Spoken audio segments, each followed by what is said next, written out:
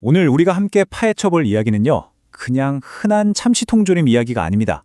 이건 정말 낡은 배 한 척에서 시작해서 한 나라의 경제를 일으키고 마침내 세계를 제패한 그야말로 한 편의 영화 같은 비즈니스 대서사시입니다. 자, 바로 들어가 보죠. 이 한 문장이요, 전쟁이 끝난 직후 한국의 시대 정신, 그 모든 걸 말해줍니다. 망망대해는 그냥 물고기 잡는 것이 아니었습니다.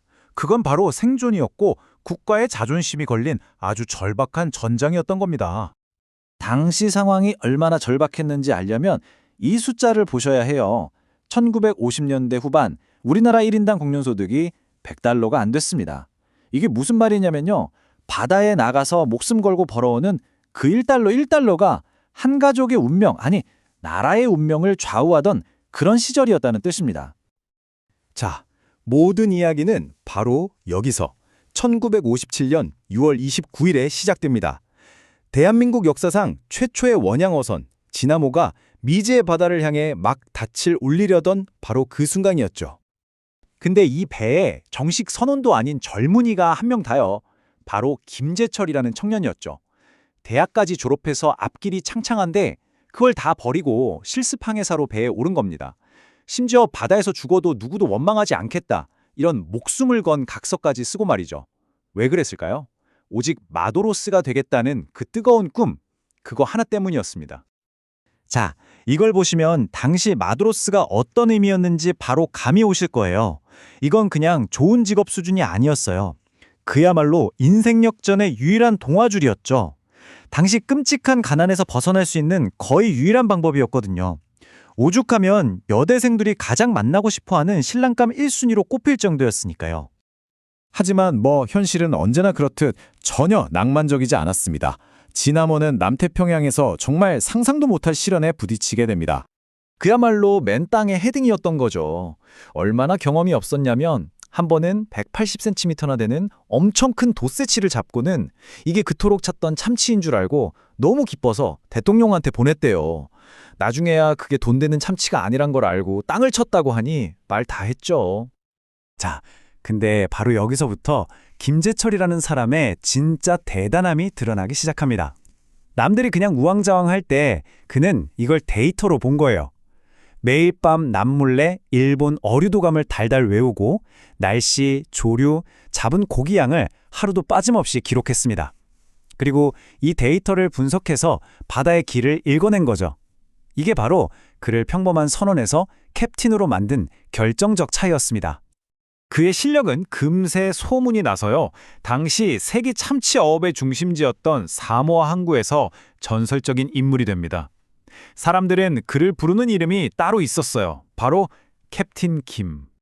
1970년대 이제 캡틴 김은 자기 회사 동원을 차려서 사업가로도 아주 잘 나갔습니다. 그런데 성공의 정점에서 그는 다른 사람들이 못 보는 걸 봤습니다. 거대한 위기가 파도처럼 밀려오고 있었던 거죠. 이걸 보시면 문제가 뭔지 한눈에 보이죠? 자, 보세요. 우리가 잡은 참치의 95%를 딱 한 나라, 일본에다 팔고 있었던 겁니다. 이건 한국 참치 산업의 목숨줄을 일본이 그냥 꽉 쥐고 있는 거나 마찬가지였어요. 생각해 보세요. 내 물건을 사주는 사람이 딱 한 명밖에 없다? 이건 그 사람이 가격을 후려쳐도 그냥 당할 수밖에 없는 구조인 거예요. 김재철은 이게 언제 터질지 모르는 시한폭탄이라는 걸 직감했습니다.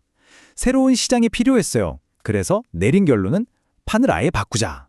일본의 생선을 팔 게 아니라 우리 국민들을 위한 완제품을 직접 만들자. 그의 승부수는 바로 이 2,000달러 이론이었습니다. 이게 뭐냐면 한 나라의 국민소득이 2,000달러를 넘기 시작하면 참치 같은 고급 수산물을 찾기 시작한다는 거예요. 마침 1980년대 초반 우리나라가 바로 그 2,000달러 문턱에 다다르고 있었거든요.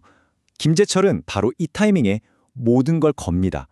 대한민국 최초의 고품질 참치 통조림을 만들기로요. 그래서 1982년에 야심차게 동원 참치를 내놨는데 결과는요? 처참한 대실패였습니다. 아니, 그때 사람들 생각에는 생선은 시장에서 살아있는 걸 사다 먹는 거지 웬 캔에 든 기름덩어리냐 이거였죠. 게다가 가격도 너무 비쌌어요. 팔리지 않은 참치캔이 창고에 산더미처럼 쌓여갔고 모두가 이 위대한 도전이 실패로 끝났다고 생각했습니다. 자, 여기서 정말 기가 막힌 역발상이 나옵니다. 그는 깨달은 거죠. 아, 이게 매일 반찬으로 먹기엔 비싸다고? 그럼 이걸 특별한 것으로 만들면 되잖아. 그는 참치캔이라는 음식을 파는 걸 멈추고 품격 있는 선물이라는 새로운 가치를 팔기 시작합니다. 그리고 1984년 추석, 드디어 업계 최초로 참치 선물 세트가 등장합니다. 결과는요, 그야말로 대박이 터졌습니다.